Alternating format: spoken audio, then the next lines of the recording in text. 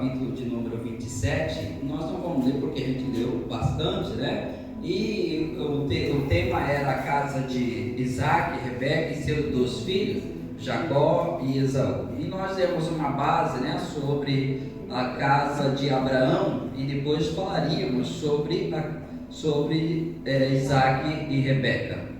Isaac, você tem uma origem, você é filho de uma promessa. Você é filho de uma promessa e o seu destino aqui é dar continuidade nessa promessa, para que todos você seja pai também de uma grande nação. Amém? Assim como nós, hoje, a nossa origem está em Cristo, a nossa identidade está em Cristo. Aleluia! Nossa identidade está em Cristo. Nós somos de Cristo, nascemos em Cristo, fomos formados em Cristo. Nós temos essa identidade, mas nós temos um destino também, temos uma origem, viemos de Cristo, mas temos o destino que vamos aos céus. Aleluia! Então Abraão, ele dá essa origem, esse destino para Isaac. Isaac recebe todas essas coisas, vê que Abraão foi um grande pai, vê que Abraão foi um grande esposo que viveu uma vida, como a gente já falou, não vamos falar muito sobre isso,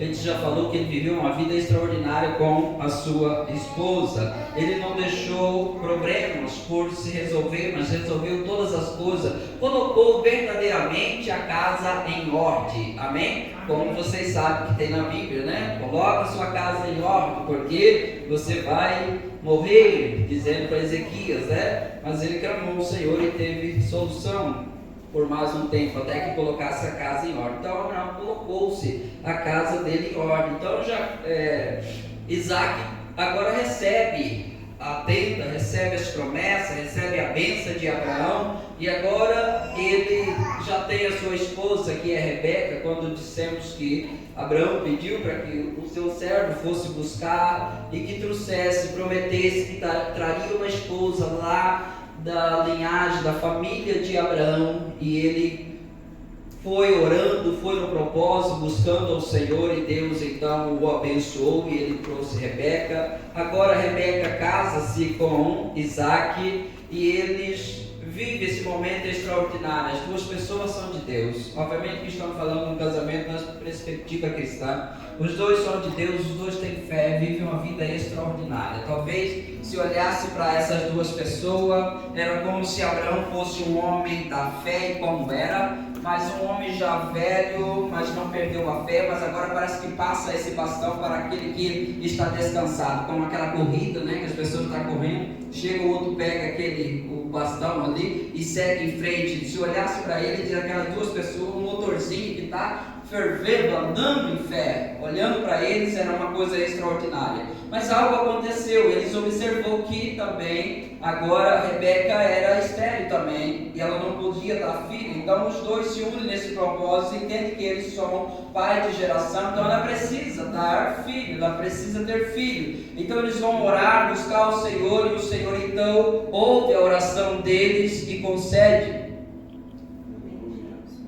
E ela então tem filhos, fica grávida. E então ela sofre muito com essa gravidez, tem muito problema com essa gravidez. E ela vai orar ao Senhor para saber o que é que está acontecendo, né? Que coisa linda, quando o casal ou a pessoa, e principalmente o casal, quando ele identifica que tem um problema, ele entende que eles devem levar esse problema ao Senhor, como também foi falado hoje, né? Tem um problema, leva ao Senhor, e isso é real. Então eles levou esse problema ao Senhor, e o Senhor então falou com Rebeca e disse que ela tinha no seu ventre 2 nações, 2 povos, tinha gêmeos, pessoas diferentes, distintas uma da outra. Então ela sossega e ela tem essa criança, as 2 crianças. Primeiro vem Esaú e logo em seguida vem Jacó segurado no calcanhar, né? Esaú saiu peludo, então deu o nome dele de Esaú, e ele era vermelho, né? E consequentemente também recebeu um apelido, né? Por ele ser vermelho, Edom. E Jacó então, quando ele sai segurado nesse calcanhar, deu-se esse nome de Jacó, porque se indicava aquele que segura, aquele que ultrapassa, aquele que engana ou trapaceador, aquele suplantador, aquele que engana. De alguma forma é esse nome que foi dado a ele. Agora, existe dois jovens ou duas crianças que vai crescendo e eles são diferentes um do outro, muito diferente, muito diferente. E isso às vezes a gente tem no lar. Eu tenho isso no lar, né? E agora maturidade, agora experiência vai chegando, que a gente possa resolver esse tipo de coisa. Vamos pensar quando a pessoa tem apenas um filho. Imagina que alguém tem um filho e ele tem para ficar mais fácil, eu vou falar uma fórmula, por exemplo, de um tijolo. Ele tem uma forma de fazer um tijolo, dessa forma sai um tijolo, perfeito. Agora tem uma telha, ele quer colocar essa telha nessa forma de tijolo e algo sobra, algo não dá, amém? Então às vezes a pessoa tem um filho, ele tem uma forma de criar aquele filho e aí as coisas dão certo. O seu filho te entende, o seu filho te entende, você consegue dialogar com ele, trazer entendimento para ele,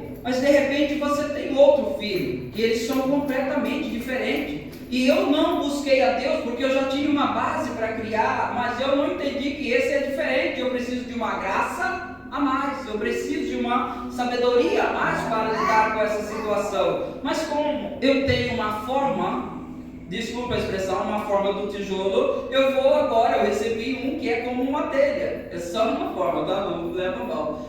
É como uma telha, e eu quero por toda a lei que este, que é uma telha, encaixe na forma do tijolo, e aí ele não vai funcionar, e sempre essa coisa está sobrando, e sempre tem atritos, amém? Amém. Sempre tem atrito. E onde que vamos buscar tudo isso? No Senhor, buscar no Senhor. Só que às vezes a gente esquece que deve buscar no Senhor. Às vezes a gente esquece que a gente não é o suficiente, que aquilo que nós recebemos, aquilo que deu certo ali, aquilo que funcionou, já é o suficiente para resolver um outro problema, ou outra coisa, ou conduzir o filho da forma que conduzimos o outro, e às vezes não vai dar certo. Amém? E é isso que essa família tem, ela tem duas pessoas diferentes.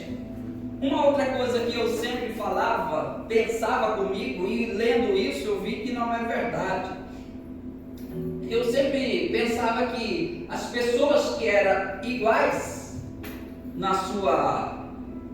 no seu interior, na sua forma, no seu gênio de ser, eles se entendiam o outro, e na verdade não é, é o oposto disso. Se você tem, no meu caso, como a minha filha Sueli, ela tem muito esse meu gênio, então nós sempre estamos se batendo e deveria entendê-lo, não é? Deveria entendê-lo. E como vamos resolver isso? Agora, buscando no Senhor, sabedoria e maturidade vai chegando, como vamos resolver essas questões?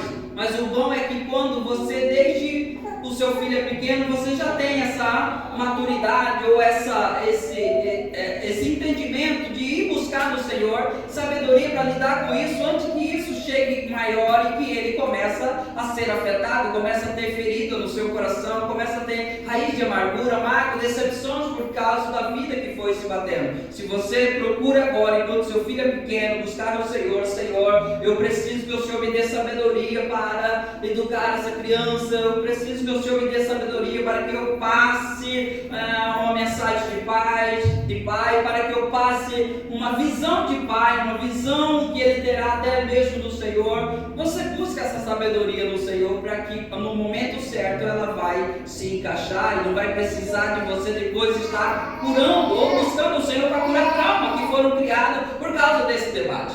Amém? Amém. Acontece. Às vezes, e como eu estava dizendo, às vezes eu pensava que por eu ser igual a uma pessoa, eu vou me dar bem com ele. Não é. E eu sempre falava, é que não tem gente boa ou gente ruim, todos são iguais. Mas eu sempre dizia, por que sempre você olhava, se um homem era bacana, parece bom, ele sempre parece que casava com uma mulher perversa. E sempre uma mulher muito boa parece que casa com um homem perverso, não é?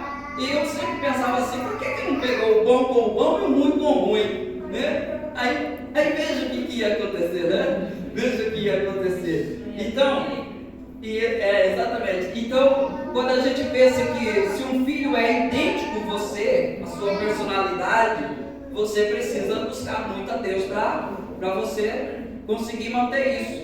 Por quê? Porque você é igual a ele e os dois vão estar sempre se batendo. Então você precisa de uma graça maior para isso, porque senão você vai criar trauma naquele filho, ele vai crescer. Em vez de ele te amar, ele tem raiva de você. Ele não entende o que você fala, sabe? Ele não vai entender o que você fala, mesmo que você diz, eu quero o seu bem, mas ele não entende dessa forma. São pessoas feridas, pessoas machucadas. Cria-se um trauma. Não que ele vai te odiar, que não vai sentir que o pai é o pai dele, mas ele não vai ter essa amizade, essa aproximação, porque algumas raízes entraram no seu coração, ficou magoado por algumas coisas que você ou que nós fizemos, porque queria que ela seguisse o mesmo exemplo, né, do outro filho, do outro irmão. Olha aqui, o seu irmão deu tão certo, você é sempre essa pessoa, ou o contrário, todos os outros fazem assim, por que você não faz, né? É que às vezes não vai dar certo naquela forma, precisa de uma forma diferente, e o Senhor vai acrescentar, o Senhor vai abrir a nossa visão, o nosso entendimento, amém? Amém. Essa família, eles têm um problema para criar esses filhos, porque o próprio Deus já disse, é duas nações, são povos diferentes, totalmente diferentes, e talvez eles não buscaram, né? Repito, eles foram homens de fé, e logo depois eles têm problemas que vêm, como vem em todos os casamentos, né? Ou em todas as famílias, problemas financeiros vieram, né? Houve uma fome na terra de Gerar, fome essa devastadora, que todo mundo pensou, vamos para o Egito. O Egito é rico, lá tem muita comida, tem forma da gente sobreviver lá, e todo mundo está indo para lá. Então Isaac deve, com certeza, diz Rebeca, nós vamos para lá, porque a coisa aqui está muito bem, e nós temos que garantir o pão, vamos para lá. E eles estão animados. Talvez Rebeca observa que essa é a forma, é a saída, né? Mas eles ainda são homens de fé nessa época, a fé estava muito ativa. E de repente, o Senhor fala com ele, fala com Isaac, não desce para o Egito, fica aqui em Gerar, eu vou te abençoar. Fica aqui que eu vou te abençoar. De repente ele vai e fala para Rebeca, nós não vamos descer, porque o Senhor falou para nós ficar aqui. E o que será? Como será que Rebeca age com isso? Como que Rebeca reage a essa questão? A mesma coisa hoje. De repente o esposo, por mais que conversou, né, toma uma decisão. Qual é a ideia da esposa? Qual é o que a esposa vai falar? Eu confio que Deus falou com você, eu confio que esse plano, esse projeto vai dar certo. Será que Rebeca falou assim? Possivelmente sim, porque as coisas saíram bem. Mas às vezes o esposo, né, tem uma visão de algo, e talvez ele vai falar aquilo para a esposa, e a esposa sai mal, né? Fala palavrão, e principalmente depois de tanto falar muita coisa, essa coisa acaba não dando certo, né? Aí vem mais confusão ainda, né? Eu falei que essa coisa não ia funcionar, eu falei que isso não ia dar certo, né? Ou aquela que fala, depois que essas coisas já estão assim, meio que sem freio, já começa a falar, você é isso, você não serve, você é um mau homem, um mau pai, ou coisas assim desse tipo de natureza. Eu não sei, mas eu acredito que Rebeca, ela aceitou e acatou bem aquela decisão, ou aquela visão, ou a fé que Isaac estava naquele momento. Deus não falou para Isaac semear, ele está lá, e ele vai buscar a Deus. Eu vou ficar aqui nessa terra, o lugar aqui não está produzindo, todo mundo está saindo daqui, o que é que eu vou fazer? Com certeza, não sei se ele sonhou em plantação, o que é que ele fez, como é que ele chegou a essa conclusão, mas a verdade é que ele idealizou de semear, né? Ele semeou segundo a palavra de Deus. Eu não sei se ele teve a visão ou se ele apenas recebeu esta palavra de Deus e disse: se há uma bênção em mim, ele vai me abençoar, eu vou semear aqui. Eu não sei de onde que vem chuva, se é do chão ou se é das nuvens, eu não sei de onde vem, mas eu vou semear. Se há uma bênção sobre mim, eu vou semear. E a Bíblia diz que ele semeou naquele ano, né? contrariando todas as expectativas de quem habitava naquele lugar ou de quem passava por ali. Mas a Bíblia diz que naquele ano ele colheu 100 por 1. Amém? Obviamente que a fé dessas pessoas foi lá em cima, não só a dela, mas outras pessoas também. Amém? Amém. Existe algo que, quando há muitas bênçãos na nossa vida, que ela não só abençoa nós, mas abençoa outras pessoas. Ontem eu estava vendo o Noé falando que agradece a Deus porque tem visto ao lado dele pessoas sendo abençoadas, mas às vezes não é só o lado. Eu digo que até pessoa distante que ouve a seu respeito também é transformado, é impactado, é de alguma forma tocado pela fé e pela conduta de vida que leva. Amém? Amém. E isso com certeza a fé deles se ativou e eles não têm mais um gás, mas talvez dados outros problemas que sobrevêm, eles vão perdendo a visão de Deus. Essa é a verdade. Eles vão perdendo a fé. Eles vão perdendo a fé. A fé eles vão perdendo. Problemas vai acontecendo. E há-se uma divisão entre os filhos. Os filhos são totalmente diferentes. E não basta essa divisão agora, por causa dos filhos, chega até nos dois. Os dois estão divididos. No capítulo 25, que nós lemos, a gente vê, no 27, a gente vê que eles estão divididos. Que eles não são mais aquelas pessoas que conversam, que vão buscar a Deus, que vão orar, que vão buscar o Senhor para trazer solução para esse caso, para esse problema. Eles não são mais pessoas que estão conversando, eles são pessoas divididas. Há um casal que estão divididos, há uns dois filhos que estão divididos, eles são diferentes. Não só na aparência eles são diferentes, mas a sua personalidade são totalmente diferentes. E agora também os pais estão divididos. Motivo esse por causa dos filhos. Filho divide, ou os pais dividem-se se os pais não buscar o Senhor, se fortalecer, entender o propósito de quem eles são naquela casa, de quem eles são como pai, de quem eles são como espelho ali, e não buscar o Senhor. Acontece que sim, isso divide. Vivi isso e vejo que isso acontece também. Amém? Agora Isaac, ele é muito parecido com Jacó, mas ele não é com Jacó. Isaac é com Esaú. Esaú que é o oposto dele. Esaú é o oposto, porque na casa de Abraão primeiramente teve Ismael e depois teve Isaac. A Bíblia diz que Isaac era da casa, mas Ismael era caçador. Amém? Amém. Ismael era caçador. Então Isaac é da casa, é pacato, é da casa, é da tenda. Agora vem Jacó, é pacato, é da casa. É idêntico a Isaac, mas os dois não se dão. A visão de Isaac é só para Esaú. Esaú é caçador, Esaú vai ao campo para caçar. Agora aí a gente vê que as pessoas tendo a mesma personalidade são com quem mais ele tem problema.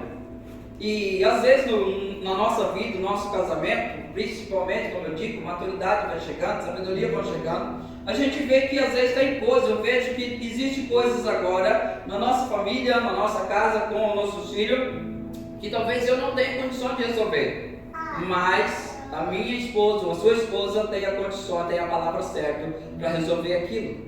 Mas aquilo tem que ser o homem. Então que os dois se unem, buscam o Senhor. A mulher o capacita que eu refiro nas conversas que eles têm, no diálogo, como você vai fazer para resolver aquilo. Amém? Amém? Às vezes o homem não consegue, porque às vezes o homem, como eu disse, ele quer fazer aquilo entrar naquela fórmula ali, não entrou naquela fórmula, pisar nele. E nessa questão de fazer, vai machucando.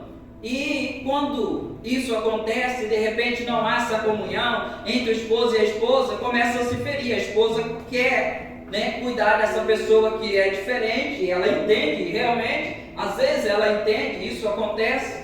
Por exemplo, no meu lar eu entendo uma pessoa, minha esposa entende outra pessoa. Então nós não podemos viver assim, isso não pode ser. Essa é a verdade. Não, você entende fulano, cuida de fulano. Eu entendo de ciclano, eu cuido de fulano. Não pode acontecer isso, porque cedo ou mais tarde vai haver uma divisão entre o casal. E aí ele vai se romper. E ele não pode ficar assim. Amém? Amém. O que é o certo? Unir-se. Os dois casal unir e buscar no Senhor a graça suficiente para resolver esse problema, para trazer essa harmonia nesse lar, nessa casa, nesses filhos. Amém? Amém. Então, Então, Isaac e Rebeca, eles perdem a fé. Eles perdem a fé. Ele já não anda mais pela fé da palavra de Deus.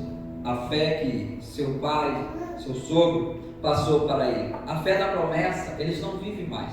Mesmo sabendo que o mais novo iria herdar as promessas e que o mais velho ia servir o mais novo, eles não acreditou nessa palavra. Ele não levou isso a sério. Eles não andou na fé da palavra. Eles andou depois na fé dos sentidos. A fé dos sentidos. Não mais na fé da palavra. Porque se eles tivessem andado na fé da palavra, mesmo eles vendo que aquilo era tão difícil, como é que vai acontecer esse tipo de coisa? Eu vou ter que abençoar o mais novo, enquanto a bênção tem que ser do primogênito. Se eles tivessem buscado ao Senhor, se a fé estivesse ativo, eles iam buscar o Senhor e Deus ia resolver essa questão. Não ia precisar de eles ter feito o jeitinho dele, o qual fez que a gente leu. Quando Isaac já está não sabendo que dia que ia morrer. Esse é uma coisa que não era legal para aqueles dias e talvez não é até hoje. Como eu referi no domingo passado, todas as pessoas que andam em fé, eles têm a percepção e sabem o dia que eles vão partir. Amém? Todas as pessoas, eles sabem o dia que está próximo à sua partida.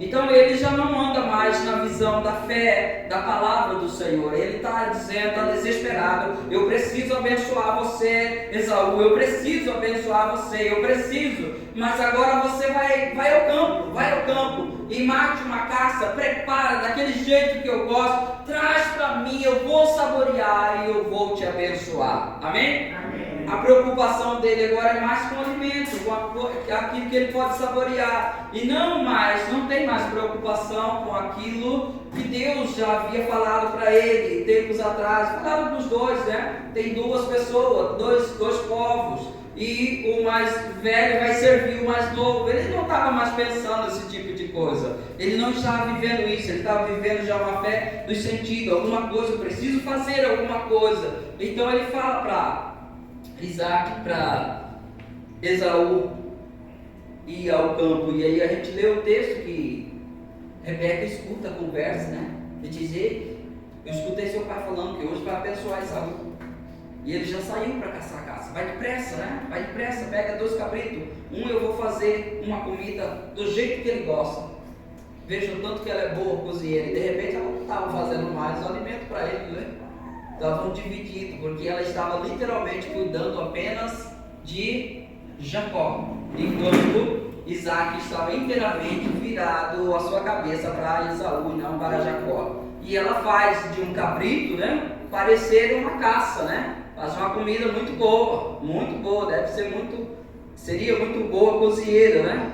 Então ele mata outro para que tiramos a pele dele e cobrimos, né, o seu pescoço, que ele disse para ela, como a gente leu, diz: olha, eu sou liso e Esaú é homem peludo, vai que meu pai me apalpa e em vez de eu receber uma bênção, eu vou receber uma maldição. E ela disse: caia sobre mim essa maldição, né? Mas ela faz isso, e vamos adiantar a coisa, e a trama toda ela faz, por quê? Porque eles não andam mais pela fé, eles não estão andando mais pela fé, porque Deus poderia resolver essa questão, Deus poderia, assim como Deus resolveu com os filhos de José, né? Quando José coloca do lado da mão direita de Jacó para abençoar o primogênito, naquela hora que Jacó, mesmo sem visão, mesmo sem a visão física, né, ele muda a mão, né, em cima da cabeça dos meninos, e José zanga com ele: pai, você está abençoando a pessoa errada. Ele diz: eu sei, é propósito. Amém? Ali ele abençoou também o mais novo, o menor. Então ele leva essa caça, né, esse cabrito, e leva e diz: aqui, meu pai, levanta. O pai assusta: mas tão rápido? Ele diz: é o teu Deus que me enviou para mim, né? Jacó sempre, né? Sempre era muito astuto, de fato, né? Dá o seu nome já, e as horas já passou aqui. Então ele diz: é o seu Deus que enviou. Então o que Isaac vai fazer? Então Isaac vai pedir para que ele aproxima. E eu quero ler esse versículo aqui, Veja só como ele age na fé dos sentidos e não na fé da palavra de Deus. A fé que é um firme fundamento daquilo que eu não vejo, daquilo que eu não toco, daquilo que eu não sinto, daquilo que eu não ouço, mas é uma certeza, um fundamento que está no meu coração. Mas no versículo 21 do 27 ele diz assim: então disse Isaque a Jacó: chega até aqui para que eu te apalpe, meu filho, e veja se és meu filho Esaú ou não. Amém? Veja que agora ele deveria abençoar pela fé, não pelo tato, pela fé dos sentidos, né? Deixa eu ver se é. Eu sei que às vezes a gente fala, mas ele está cego, mas ele não precisava. Se ele tivesse na fé, ele saberia quem era e quem não era. Amém? E então ele é um tato, é com a mão. É a primeira vez que o sentido dele começa ali, né, operando. No 25, então disse: chega isso perto de mim para que eu coma a caça de meu filho, para que eu te abençoe. Chegou-lo e ele comeu e trouxe-lhe também vinho e ele bebeu. Veja que agora ele tem um paladar, ele precisa disso para abençoar. Ele se chegou e o beijou. Então o pai aspirou o cheiro da roupa dele e abençoou, dizendo: eis que o cheiro do meu filho é como o cheiro do campo, que o Senhor o abençoou. Amém? Ele tem um outro meio uma outra característica, é o aspirar, né? O aspirar para que ele venha abençoar, ou seja, não tem nada mais a ver com a fé. É totalmente diferente daquele Isaque do tempo passado. Não tem mais nada a ver com a fé. Agora ele usa a fé dos sentidos. E o sentido nosso é isso. É tato, é o paladar, né? E então ele chega e abençoe.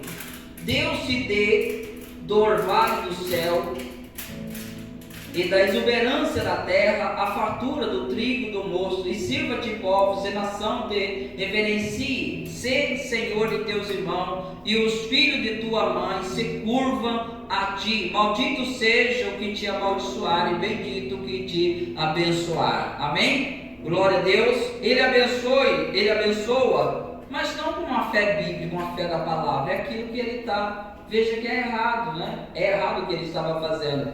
Mas essa bênção vai servir, porque vê que essa bênção vai passar até José, amém? Ela vai chegar em José. Parece que José vai cumprir tudo isso, né? Os filhos da sua mãe se curvando diante de você. Você é aquele que tem a provisão do pão, que vai alimentar, né, uma multidão, um exército, que vai alimentar uma nação. Então ele abençoa dessa forma, mas quando ele está terminando de abençoar, chega Esaú. Ele diz: oi meu pai, vamos comer, está aqui. Oh, mas quem é que foi? Né? Quem é que foi? Ele não foi enganado, porque ele disse: a voz é de Jacó, né? A voz é de Jacó, o corpo parece de Esaú, o pelo é de Esaú, o cheiro é de Esaú, mas a voz é de Jacó. Como, né? Obviamente que ele sabia quem era. Ele diz: eu não tenho bênção.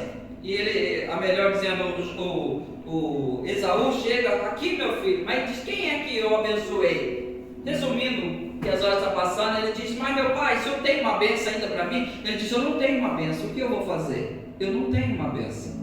Mas eu não tenho nenhuma bênção, só uma, não tem. Não, eu não tenho mais, filho, eu não posso, eu não tenho mais bênção. E aí é que ele vai chorar, né? Nós sabemos da história, que ele vai chorar, que ele vai gritar ali, mas ele não tem bênção. Agora veja, o pai não tem mais bênção para dar para o seu filho. Por que ele não tem? Porque ele já não está mais caminhando na fé. Ele não está na fé da palavra de Deus, da promessa de Deus. Ele está na fé do sentido. Amém? Ele está na fé do sentido, porque ele sempre deveria ter uma bênção, mas ele não tem nenhuma. Ele parece que só tinha aquela, e deu e não tem mais outra. Ele não pode mais ministrar bênção sobre a vida do outro filho. Amém, irmãos? E a senhora avançou, né? Muito avançou. Então, Esaú, por causa disso, ele cria um ódio em Jacó. E esse ódio foi tudo provocado pela família, de como foram criadas, a divisão que aconteceu. Rebeca agora também vai pagar por isso. Ela diz: recai sobre mim essa maldição. Quando Esaú descobre toda essa trama, ele fica com uma raiva, um ódio. Quando a gente lê aqui esse versículo aqui, o versículo 40, quando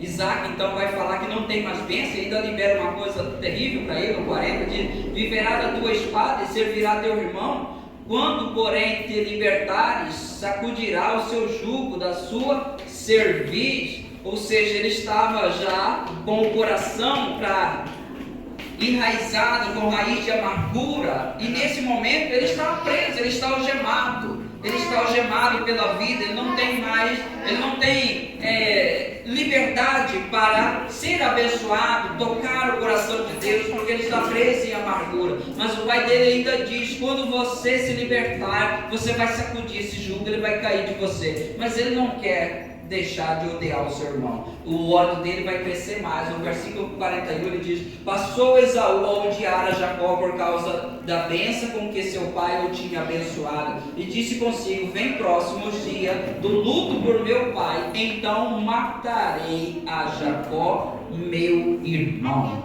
Amém? O ódio dele cresceu. O ódio cresceu. E cresceu por quê? Porque havia essa divisão na casa, havia essa divisão na família, divisão entre os filhos e a divisão logo que chegou entre os pais.